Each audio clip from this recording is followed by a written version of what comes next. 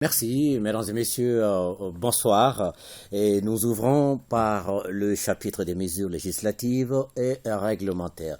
Et sur le rapport du ministre de la Réconciliation, de la Paix et de la Cohésion nationale chargé de l'accord pour la paix et la réconciliation nationale, le Conseil des ministres a adopté un projet de décret portant approbation du document de stratégie nationale de la réconciliation et de la cohésion sociale et son plan d'action 2022-2026. Le gouvernement a pris acte de la stratégie nationale de la réconciliation et de la cohésion sociale lors de la session du Conseil des ministres du 27 mai 2022.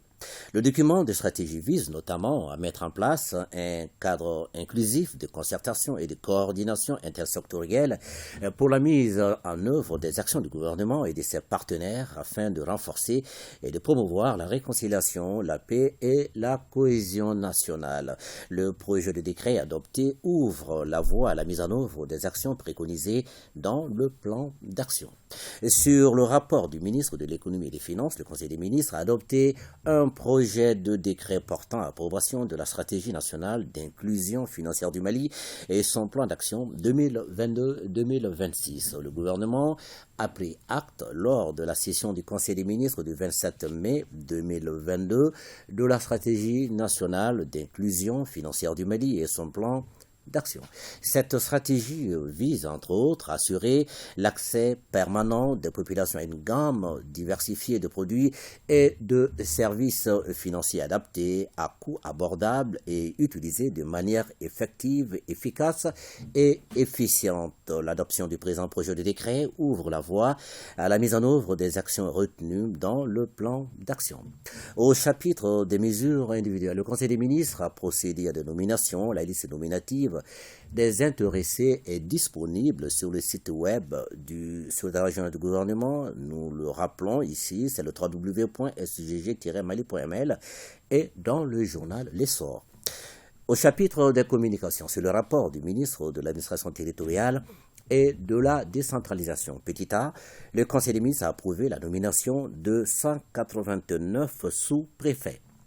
Cette mesure fait suite à la nomination de plus de 200 représentants de l'État constitués notamment de directeurs de cabinet, de conseillers à la sécurité et à la protection civile, de conseillers aux affaires administratives et juridiques, de conseillers aux affaires économiques et financières, de préfets, de premier adjoint au préfet, de deuxième adjoint au préfet.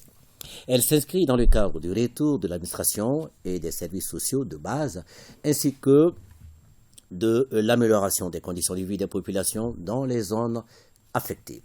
Parmi les représentants nommés figure un nombre important de personnels issus des forces de défense et de sécurité, cela dans le but d'assurer une présence effective de l'État dans un environnement complexe. Le gouvernement réaffirme sa détermination à poursuivre le redéploiement de l'administration sur toute l'étendue du territoire national. Petit B, le Conseil des ministres a pris note des axes et de la méthodologie d'élaboration du chronogramme des réformes politiques et institutionnelles ainsi que de celui des élections.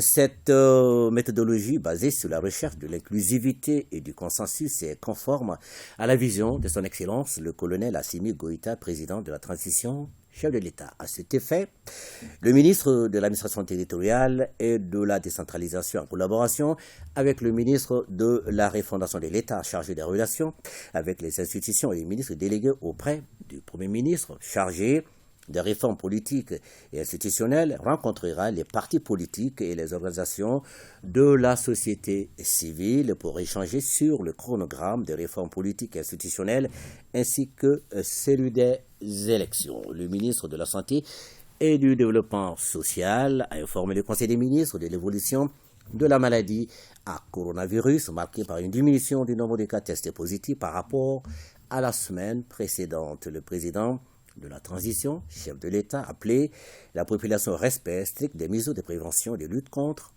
la maladie. Vous continuez à les observer, non, ces mesures? Ah oui, bien sûr. Voilà, et nous sommes vaccinés ici. Ah ben, tant mieux. Merci et ça beaucoup. sera tout pour ce soir. Bonne suite du journal. Merci beaucoup, Ibrahima. La suite donc de ce journal.